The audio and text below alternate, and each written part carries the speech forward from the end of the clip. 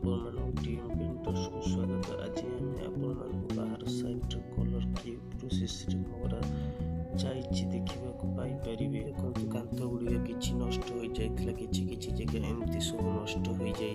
कांथ गुड़ी खाई जाता आम स्मार्ट गेट प्लाइमर मारिलु।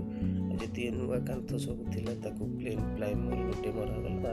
आम एशियन पेंट अल्टिमा कलर मारिचु। देखो कलर ना स्पॉटी येलो कोड X1X104।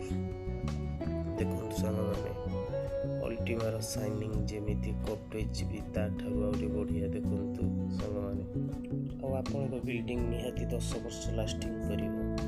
देखु ये गोटे हूँ मेटालिक ब्लू कलर मरा कंपानी ग्रिल कलर कि आपणकर देखो को प्रोसेस रे सब मरा जाउची। बॉर्डर कलर कटा सब मारुछु।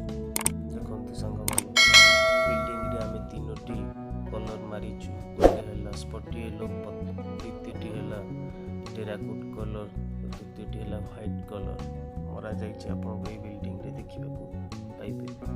देखो मरा गला परे केते सुंदर देखा जाउछि हमर ए बिल्डिंग टी।